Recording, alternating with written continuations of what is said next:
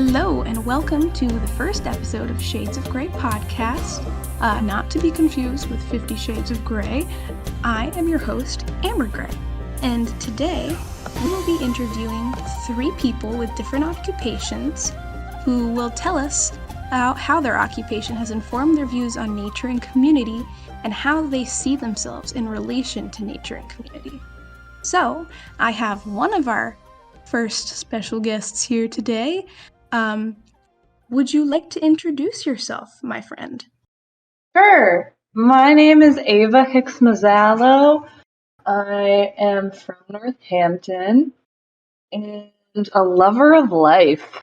Lover of life. And what is your occupation, my friend? I am an artist. Do you want to talk a little bit about your art before we get started? Yeah, sure. Why not? You can find me on Instagram at Art by Ava Kate. I use a variety of different materials. The sort of linkage between everything is that it all is a way of honoring nature and sort of just the connectivity in really the universe as a whole. I have been and will continue to work with things found in nature like insects, recently roadkill and plants, flowers, leaves, things of that nature, bark. Yeah, that's the gist of it. Awesome. And then just some paint. Paint. Everybody loves some painting. Some clay too, maybe. So how this is going to work is I'm just going to ask you some structured questions, semi-structured. Let's not get ahead of ourselves. And I'll just have you answer as it flows, and we'll see where it goes. Sounds good.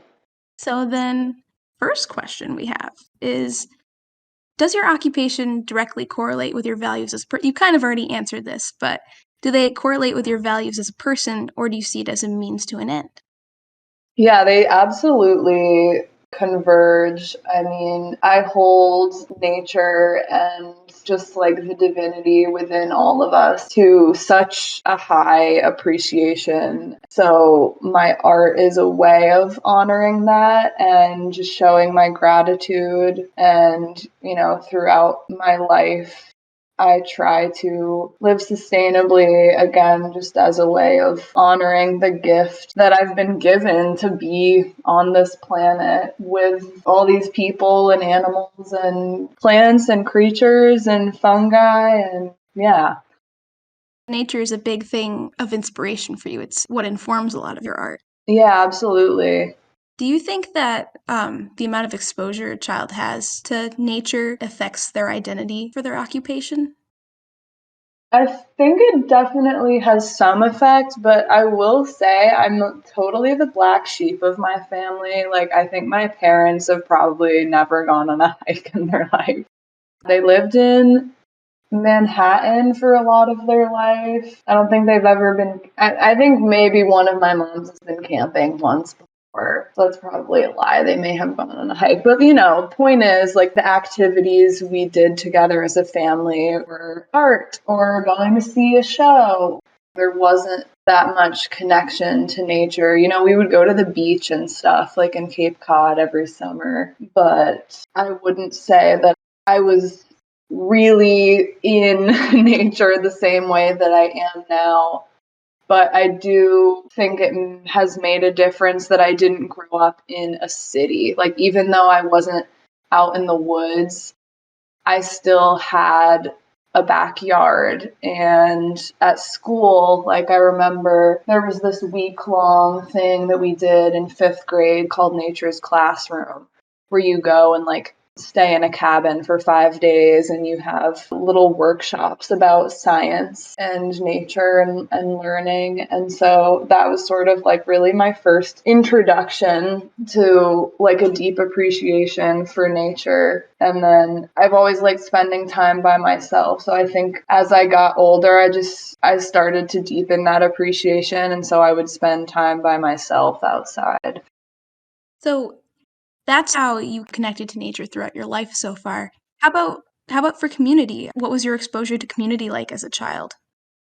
I mean, I had my community within school, obviously. I think I've always been someone who prefers like a smaller, tight-knit community rather than trying to extend their energy in little bursts to a ton of different people. And I did dance as well growing up. I did ballet for many years, so my dance community, like the people that I took classes with and did, Nutcracker and all our spring shows with, that was definitely where I found a lot of my community. Even some of my closest friends, at least two of my close friends are still, I met them in dance years and years ago. And then as I got older, I went to a performing arts high school and met people through that community, both just the school community itself and doing theater. And again, a lot of my friends that I still hold dear to my heart are people that I met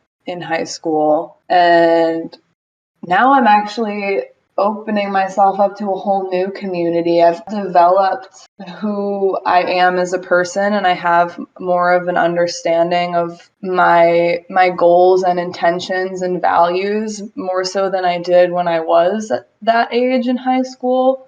So now the people that I find myself connecting with are different and exciting, and I've been making connections with a whole new community of people through stuff like ecstatic dance and festivals and women's circles and medicine circles, and then just people saying, "Hey, I have this friend I think you would like. We should all hang out," who are also part of that community.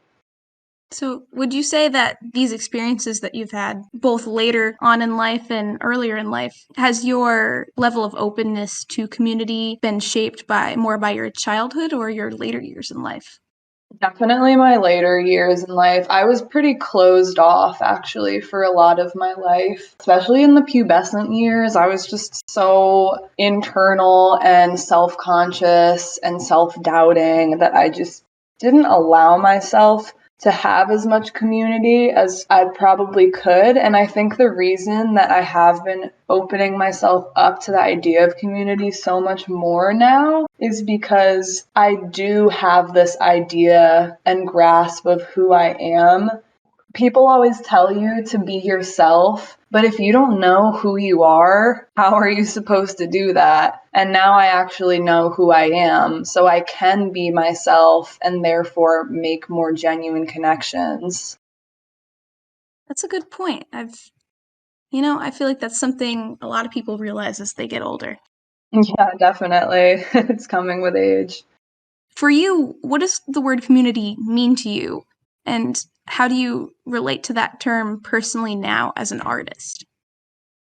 Community to me is a network of people who share common values. I feel like that's basic essence of community. So as an artist, my community are people who are also interested in creating. My definition of art is anything one creates. So someone who builds a motorcycle, they're a mechanic, but they're also an artist. Someone who paints, they're an artist. Someone who makes jewelry, they're an artist. And I can't say that I have any friends who do build motorcycles, but if I met one, I would love to get to know that person, and perhaps they would become a part of my community. But I definitely think I've found more community in the arts that are more similar to mine. Because I know nothing about motorcycles. It's probably why I don't have any friends who build beautiful motorcycles. But I do dance, so I have dancer friends. I do paint, so I have friends who paint, and so on. As a person who is so close to nature and is so inspired by nature, do you consider nature to be a form of community? Is it a community that you identify with if you do, or? Yeah, I feel like the reason that I spend so much time alone in nature is because Mother Earth and all her children, like, they are my biggest support. Absolutely. Like, I know people who will go outside and feel uncomfortable alone in the woods. But I feel so held when I go outside. Like, how could I feel alone in the woods? Like, the trees are holding me and the ground is holding me up, and there's animals around me. Like, those are my people. That's my community too. Absolutely. Yeah, that's amazing. I mean, can you recall a formative experience that you've had with nature, good or bad, and tell me how it shaped you?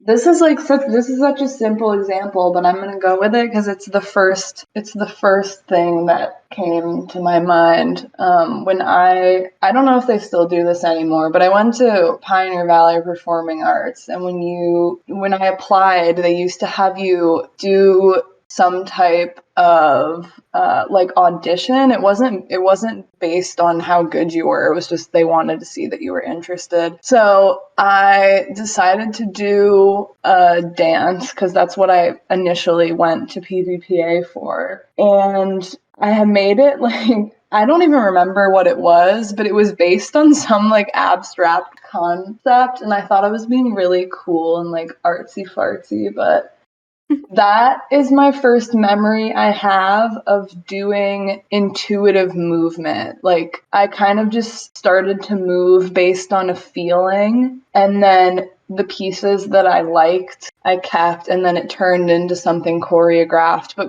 always up until that moment, I took ballet, which is like the most rigid, rigorous type of dance. It's very right and wrong. Like, it's not intuitive at all. But I remember creating this piece. We used to have a field in my backyard. I remember doing it in the backyard, and I think the reason that I probably was able to do that type of movement was from the inspiration that I was subconsciously gathering from nature and this sort of knowingness that nature and the universe has. It was just trickling into my body, and I was able to let it come through in the form of dance. You know, it's funny you say that because there's actually this quote I love by Robin Kimmerer, and I actually wanted to know what you think about it because it's a great segue because it Mhm. informs what you're talking about. I'm going to read it for you. She said, in Apache language, the root word for land is the same as the word for mind. Gathering Roots holds up a mirror between the map of the earth and the map of our minds. At a certain angle of that mirror, the roots converge and we find our way back home. So that sounds a lot like the concept you're describing. Do you agree that interacting with the land illuminates a path to selfhood and to our internal home? Oh, absolutely. I resonate with that so much. I've always felt some connection to nature and just like the needing to take care of it, but it really wasn't until after high school when you get that sense of freedom. It's like, okay, I'm not in school anymore, and I don't have this routine that I'm supposed to do. And I took a gap year. So I did really have the freedom to allow myself to indulge fully in my interest in nature. And that happened to be the same year where I started to figure out who I was. And I think part of that is just like in high school, people don't really know who they are. And after high school, when you're out in the world, you start to. But I also think a huge, huge part of it was just spending so much time in the natural world. And during that gap year, I did a trip to a farm in Ecuador, and I spent a month there.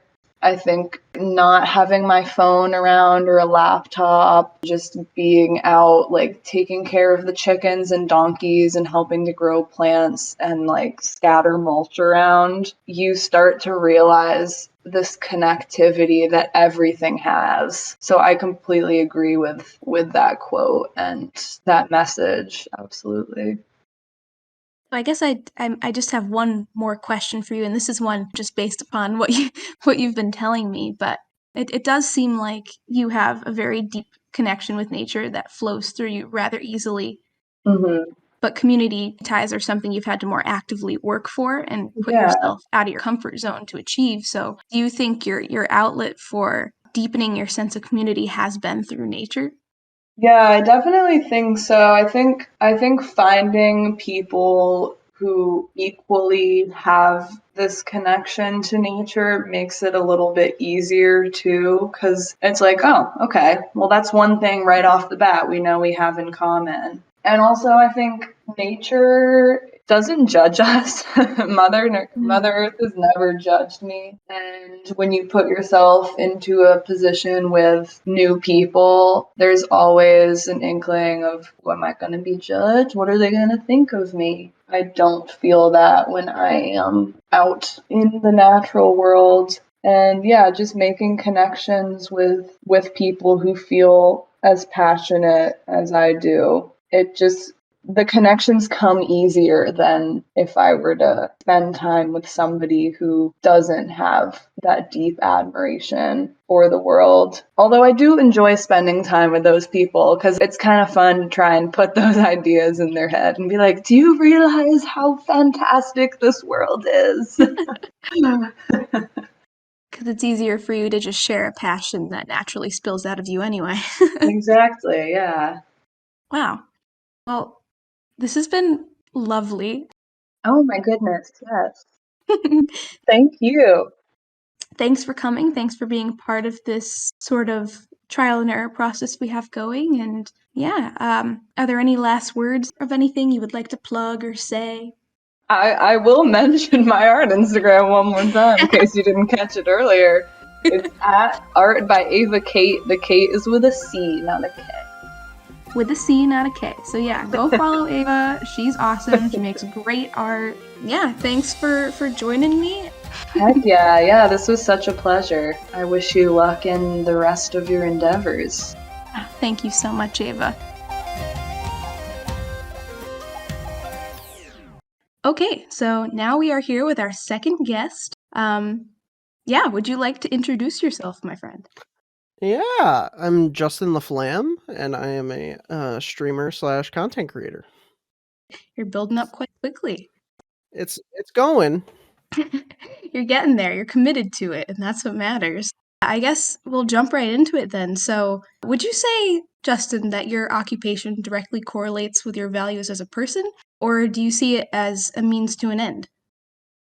I would say it correlates because I try and be as good of a person to anybody I talk to. So, being a streamer, like the reason why I stream and why I create stuff is to make people laugh and happy.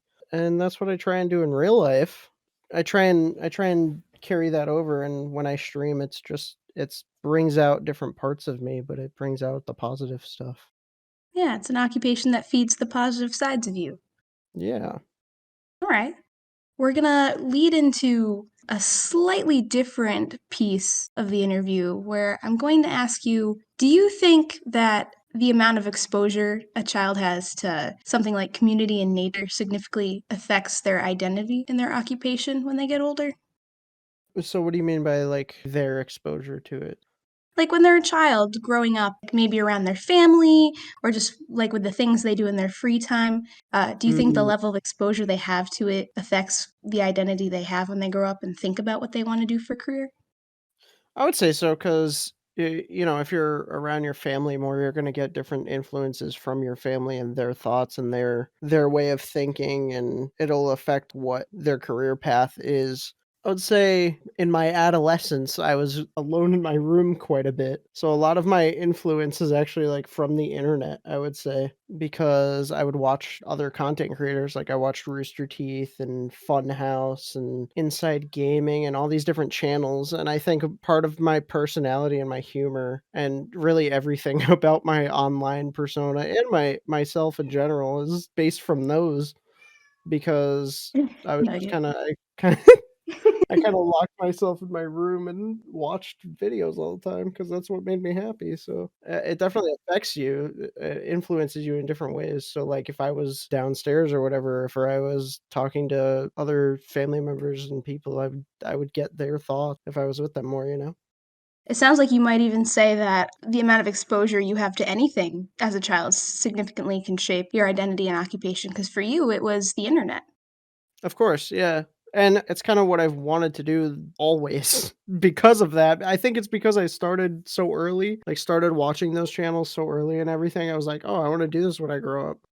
Also, disclaimer, you will probably frequently throughout this interview hear a loud meowing sound in the background of Justin's microphone. It's true. Just go with it. He's got zoomies right now. He's kind of all over the place in the hallway, so he'll be running in and out. Ooh, maybe we'll even hear a pitter-patter of sorts. I guess moving on from that, when you hear the word community, what does that make you think of? Community to me is a collection of people essentially, but they're all connected in different ways. It's interesting because community is such a big part of any form of online like content creation, right? So specifically for Twitch, people come to watch me, but then they make friends and talk to each other and get to know each other because of me, essentially, which is a wacky thing to think about. So community can refer to like if you go into a bigger streamers community, like it could be thousands of people big or hundreds of people big.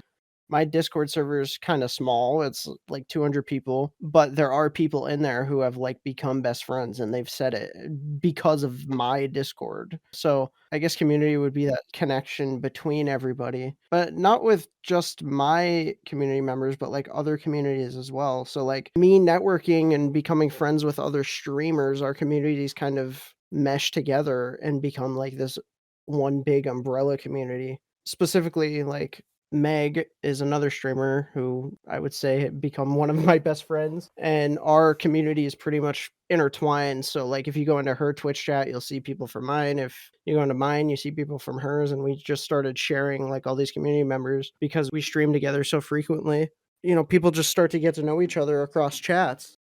Yeah, so your biggest exposure to community throughout your life has been through online community. Nowadays, it's people who are Right. in a server you've created or that your friends have created.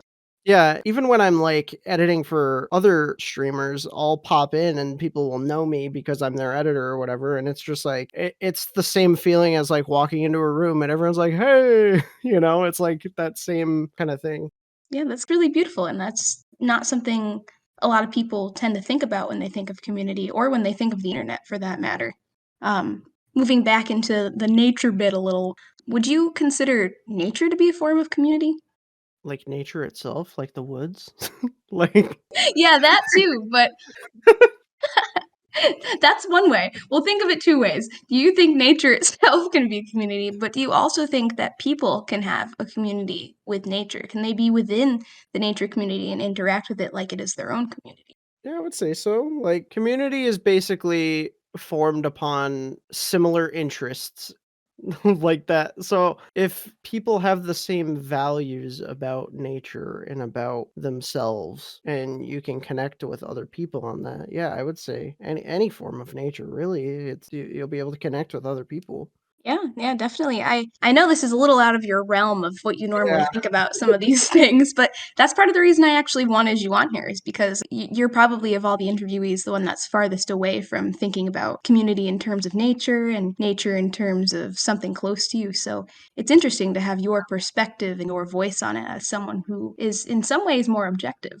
right. I don't know. I guess if you're going to talk about nature, like going on a hike with your friends or going camping and doing that kind of thing, I don't personally enjoy doing that, but I can see why people would because it's like I'm going to isolate and connect with these people and connect with the world around me as I'm away from the other stuff of the world. Mhm. And even maybe to put you in a hot seat for a second, are you ready for this?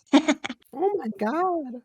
So, I know this might be a tricky question for you, but what is the most formative experience that you think you've ever had with nature? It could be good or bad, but is there anything you can think of that really shaped you? Not shaped me, but, like, had an impact on me for a minute where I was like, "Wow, that's cool," was when me, Frank, and Zach, like, went to Yosemite. That was a very unique experience with the world, Yeah. and it got me out of my normal zone, you know? Mhm. So, we went on an 8-mile hike or something, and I got to the top, well, as far as I could go, and I looked out and I was like, "This is a picture." It's weird because like, you look at a picture of Yosemite and you're like, "Oh, that's cool, I wanna go there," and then I was there in Yosemite looking at said picture, and I was like, "I feel like I'm looking at a picture still. This is crazy."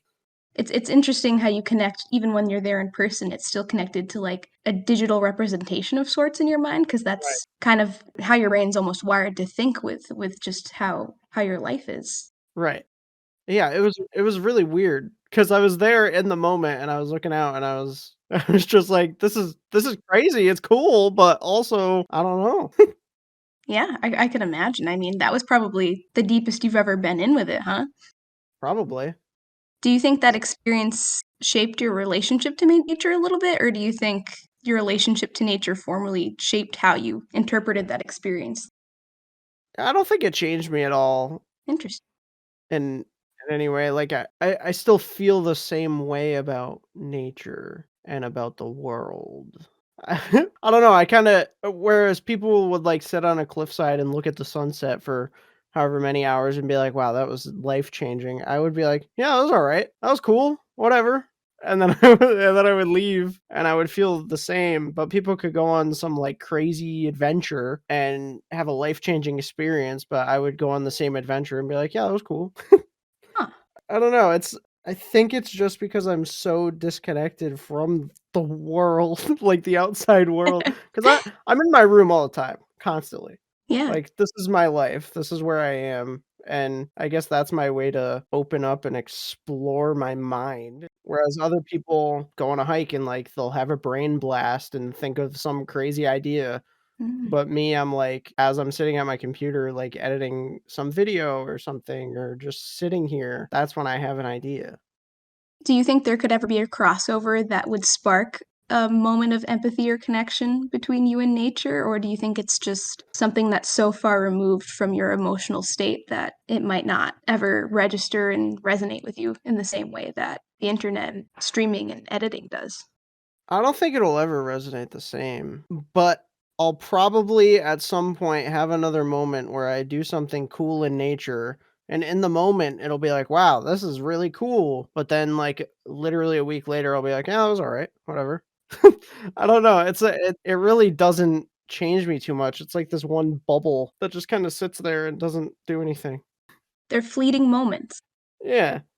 Well, then, I suppose to transition back into the idea of the internet and streaming and your occupation, we'll back step back into something more familiar for you. I have a couple quotes here that I've been prepared to ask people towards the end of the interview. That since we are now reaching the end, I'm going to read you a quote by Stephen Hawking that I think is really interesting, and I want to know what your thoughts are. So, Mm.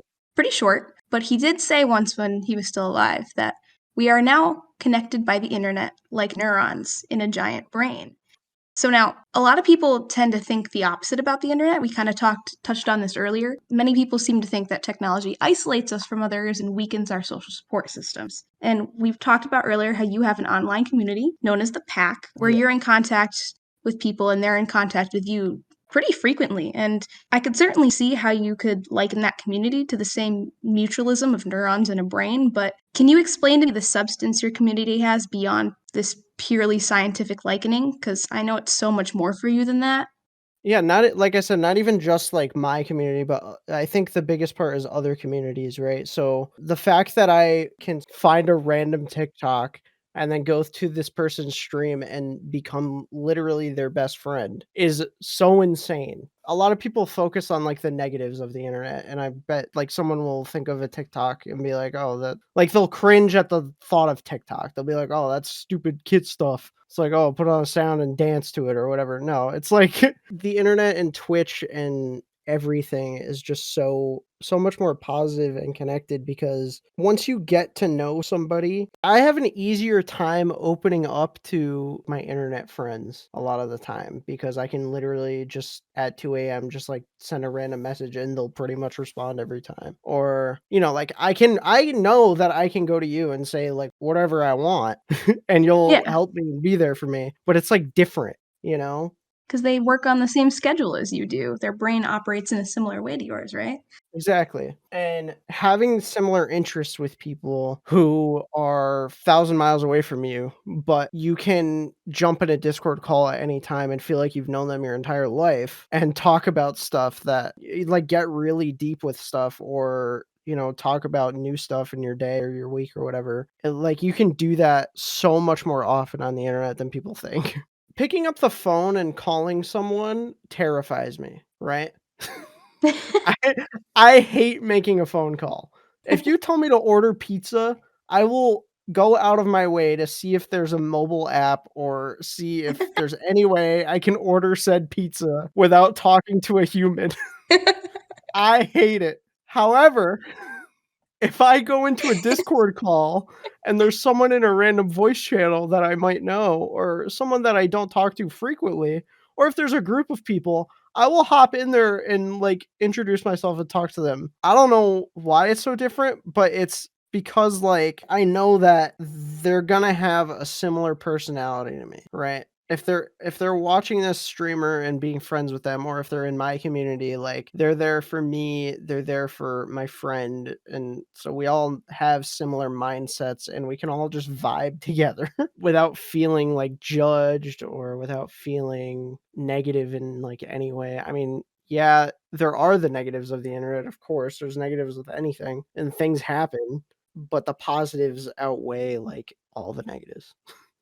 Yeah, and it seems to surround a different type of confidence for you being online than it would be in a phone call or in nature. Yeah, I'm way more comfortable. Like when I go live, it's like I'm not a different person. It's not a different persona, but it brings out more. I'm just more comfortable like being in front of a camera and like being dumb and doing dumb things, and it brings out like those parts of me that I'm comfortable like showing.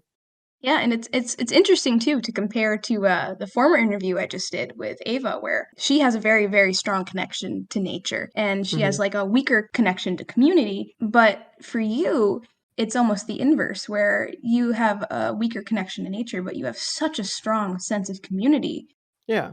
but in a very unique way that a lot of people don't ever seem to consider exists. Right. There's still in 2022 for some reason the mindset if you're in your early 20s, the way you meet people is like you go to a bar, you go to a club, or you go to a party and meet people. No, there's like so many other ways to like get to know genuine real people. Yeah. And I'd say what you do on a daily basis has formed even deeper connections than you ever usually do at a bar. Yeah. Well, we are definitely nearing the end. We're going to wrap it up. And with that, I was going to ask you if there's anything you would like to plug. Plug. Yeah, Oh my god. Yeah, I'll plug me, all of me. do it. Twitch.tv/Mufasa1789. Mufasa1789 on all socials. If you need any editing, I can edit stuff for you. Yeah, he's the guy to go to. Pay him for it because he deserves it. That would be nice. That would be nice. I would prefer to be paid for my time. But yeah, thank you so much for joining me here. I really appreciate this conversation we had, and I appreciate your informed views on this topic. Thanks for taking the time out of your day, friend. It was a pleasure. Okay, so now we are here with our final interviewee. Would you like to introduce yourself, my friend?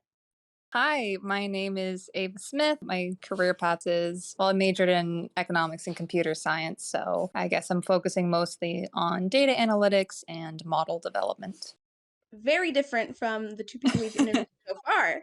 One of them is an artist and the other one's a streamer. So I guess we can jump right into it. You said what your name is and your occupation. And I guess I'll ask you, does your occupation directly correlate with your values as a person, or do you see it as a means to an end? I think initially it's a bit of a means to an end, I guess. I chose something that I gravitated towards, that I was good at, and that I enjoyed doing.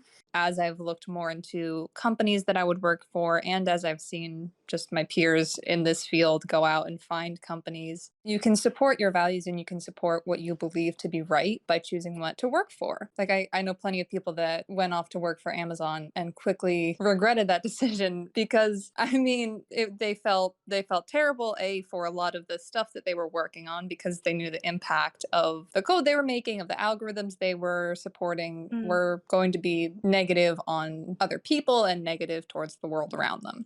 Yeah, that's definitely a thing I feel like a lot of people don't realize until they're put in that situation. Exactly. I think definitely a lot of people before they get out into the world have this idea of, oh my gosh, there's this cool company and I get to work somewhere that everybody knows about. And then they realize, okay, there's actually there's actually some other implications to working here. Doesn't that sound like a classic plot to a movie? Exactly. It's a little plot twist once you get in there. You believe that your values can be expressed on where you decide to apply your talents and your passions, but do you have any other outlets to express your values more directly? I mean, I guess this is still an application of my talents, although it's not specifically computer science related. Right after entering college, I joined an organization that had just been started. So it was like new startup level of absolute chaos, not really having any plan for anything. But it was an organization geared towards making websites and essentially just helping small organizations and local businesses for free, just to essentially get a website, get any sort of tech support they needed, because a lot of them can't afford to have a tech team or have a web development, or just they can't sort of shift any assets around towards that, or can't even wrap their head around where they would begin. And I know for a lot of small businesses, especially now, that's a massive thing. People want to be able to look on the internet and learn about who they are and what they do. It's almost like you give people a more direct outlet and connection for their own passions through your passion. Yeah, and I love that organization too because it got me in touch with so many members of the community. I met so many business owners in Amherst, in the area where I go to college. It was amazing to get to meet all these people and hear about their passions and figure out, okay, how can I help the world? How can I help at least the local community learn about what you do? So, would you say that, to shift gears a little bit, do you think the amount of exposure that someone has as a child to things like nature or community, do you think those things significantly affect someone's identity in their occupation when they get older? I think so. I think, I mean, at the very least it dictates how they apply it. I don't know to what extent it dictates or influences what career path they choose, but at least how they apply it. I mean, I know plenty of people that are happy working for a company that they're like, yeah, they don't have the best values, but it's fine. I make good money. It's a well known company. I'll work here. So I think definitely if you have strong community values and you strongly believe in supporting your community, supporting fellow individuals, and supporting nature, then you don't gravitate towards companies like that. Or even if you find yourself there, you quickly want to leave because you are uncomfortable with what's being done. Has that been your experience with either yourself or people you know? One of the people that recently graduated from the organization I was talking about, the pro bono organization, they worked for Facebook over they were working at Facebook during the pandemic. So they would repeatedly get sort of weekly addresses from Zuckerberg saying, yeah, we know it's bad, but here's the reason why we're doing it. So we're going to keep doing it. And he was just sitting there thinking, I can't listen to this. I can't be a part of this, because he was surrounded by people that, even if they knew it was wrong, they did not have sort of an internal compass that truly felt that it was wrong. But he was always raised in a very community oriented group, and he was always raised to be thinking about the world around him. He was just, I can't be here anymore with a clean conscience. Okay, so that's definitely an instance where you see your values really heavily influence your identity within a career field, and that can even take you out of a career field, or at least that piece where you found yourself in your career field. Yeah, for sure. What do you personally think of when you hear the word community as yourself and as a scientist?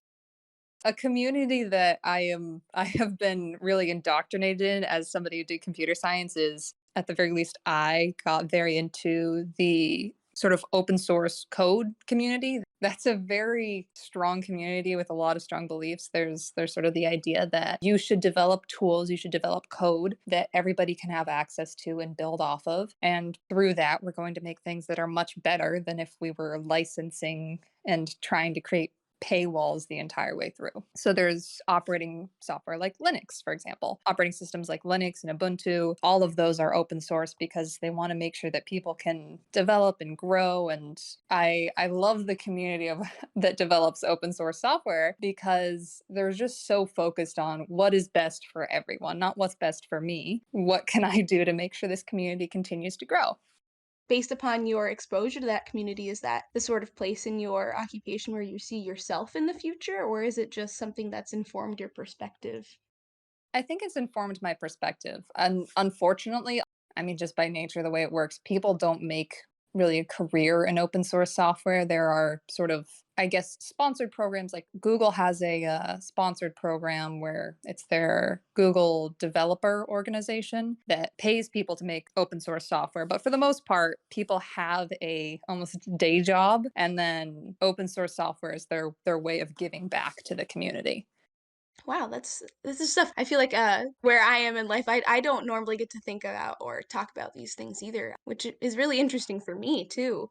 I guess to shift away, we've been talking a lot about community, but for you, what I'm gonna put you in a hot seat real quick. Okay. I'm gonna ask, what is the most formative experience that you've ever had with nature, and it can be good or bad? We'll start there. Okay. I don't know if I've had a singular formative experience that I can think of. I mean, I was raised by somebody, not exactly my godmother, but I was raised by somebody who was super connected with nature. And she was somebody who would rather just go for a hike than do anything else. That was where she felt most comfortable in the world. So I think definitely from a young age, I was raised, if you have free time, if you're bored, if you're going to do anything, go outside. It doesn't matter what the weather is, just go outside. So early on, nature was something that I was taught is very much a part of you. It's a part of your day. It should be more a part of your day than sitting indoors, honestly. I guess if I had to choose one formative experience, actually, I had the opportunity to go to Iceland as part of sort of a geological survey group early on in high school. I think that was really my first experience with a group of people, or with just an ecology that was so carefully preserved, and it was treated with so much respect. Iceland is so clean and beautiful and pristine, and I think I had this realization of, wow, this is what the world can look like when people really care about it. When people don't abuse it. I mean, Iceland even has laws about where you can step on moss, and they have massive fines if you step on patches of moss because it's such a delicate little ecology. It was amazing to me to see a place like that that was treated so respectfully. Do you think that this experience shaped your relationship to nature, or did your relationship to nature shape this experience? I think I had a positive relationship with nature growing up. So when I went into that trip, when I got to go there, I think I was able to appreciate it a bit more. So I think I had a good mindset going into it. But I definitely think it was the ability to see a place like that. It was the nature itself that was so astounding. I mean, I know there are definitely plenty of people that tourist level go to Iceland and they're like, oh, it's a pretty place, and kind of leave, and they don't have any real impact from it. Mhm. So I think it's a combination of both. Yeah, that's what it sounds like. It elevated you to a different level than you were formerly at, but still along the same path that you were taking in a way. Yeah, exactly. I wanted to maybe read you a quote or two that I feel like is pretty relevant to what we're talking about. Okay. So, this one quote that I love by Rachel Carson says, "There is no drop of water in the ocean that does not know and respond to the mysterious forces that create its tide." So, similarly, do you think that each person in our own sort of sea of humanity naturally responds in a positive way to the subtle forces of nature and community, or do you think these feelings have to be nurtured? I think Another hot seat. I think a lot of people are able to be influenced by them, but I think there are plenty of people that they create different priorities for themselves. And I think unfortunately that is a lot of nurture and a lot of what they grew up being taught to prioritize. If you're somebody that always prioritized profit and tech, then you're not going to respond to it in the same way. So I think unfortunately a lot of people can kind of turn a blind eye to that. Yeah, so do you think that they turn a blind eye to it because they truly don't feel a connection, or because it's just something that they have never gotten the chance to connect to? Or do you think there's some people who just, even if they do get the chance, that they just turn away from it and say it's not for them? I'd say it's probably the last one. I think people, even if they notice these things, even if they have a moment, a thought of, I should be doing something differently, I should connect to this community, this nature, this place or moment in a different way. A lot of people will turn away from that thought and do the thing that is easier, or do the thing that their community or their sort of heritage, their lineage would tell them to do. That might be a pessimistic viewpoint though, because I think in tech a lot I encounter a lot more people like that that prioritize their own growth or their own profit, their own fame over the world around them. Well, that's interesting. That's a perspective that it's interesting to hear, and part of the reason I wanted to hear your voice on here on the matter because I had a feeling that is something you probably do experience more in this type of career field, especially, I mean, in any sort of computer-based, math-based, science-based career field. That tends to be the norm that you're taught. Yeah. Which is sad that science or math or not exactly STEM, but a lot of science is separated from the world like that. It shouldn't be. It's interesting, and that's part of the reason I wanted to ask you specifically a quote by Rachel Carson because she was an amazing, a wonderful historical scientist who changed the world in a lot of ways because she wanted to break down that barrier between separating science as something that we know versus something that we feel. And that's actually one of the quotes that I had in here that I also wanted to ask you about. Is she once said that it is not half so important to know as it is to feel. That's contrary to what maybe a lot of other scientists might say, but do you agree or do you disagree with her on that? Is that something you find relevant as you find your way through your career, even if people do or don't do it?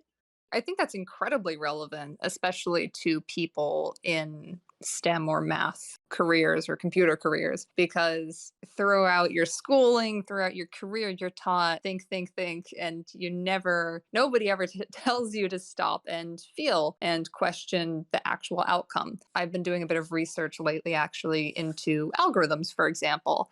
A lot of the algorithms, people will say, oh, well, I designed it to do this positive thing, but they never stopped to think about the possible negative outcomes, how humans would actually feel when using these things. Mm. And I think that is something that really hurts a lot of people, and it hurts the things that are being built. It hurts the code, it hurts everything that is being created.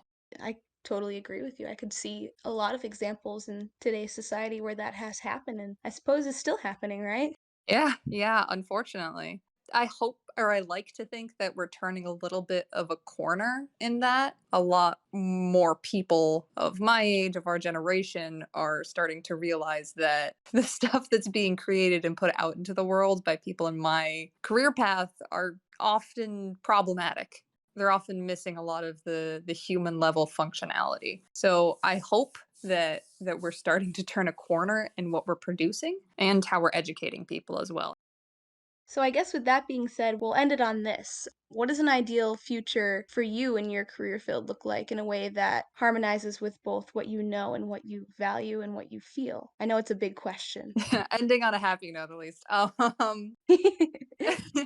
An ideal future for myself that would integrate my values and my skill set, what I enjoy doing. The more I research companies and organizations, I would love to find an organization that continues to serve and be responsible to the world and be responsible to fellow people that I could contribute my skill set to. That is something that would make me feel fulfilled. And in addition to that, I also have what else I enjoy in life and my other ways that I sort of feel connected with nature and community outside of work. I would like a career that gives me the, I guess, balance to be able to do those things as well. Huh. We're reaching the end now, and is there anything else you would like to say to the people or anything that you would like to plug? I'm really excited to hear the perspectives of the other two people, just because I think oftentimes I come to it from a very pessimistic place just because of my career path. So I'm really excited to see what other career paths sort of think on this issue. Yes, absolutely. So sounds like Ava is plugging Justin and Ava. I'm plugging the other Ava. You're plugging other Ava. Well, you'll definitely hear her. She was the first interviewee, and then you'll hear Justin and yourself. So, yeah, thanks for joining both Ava, Justin, other Ava. Thanks for joining me. I appreciate your time and your beautiful life experience. Thanks for having me. I'm really excited to listen to everyone else. Absolutely. Just so you all know, if you like the music you heard today, all of my music is The Silk Road by the Sidh. So yeah, go check them out. They're awesome. Everybody we've heard here today is awesome. And thank you for joining me, Amber Gray, on Shades of Grey podcast. I will see you next time.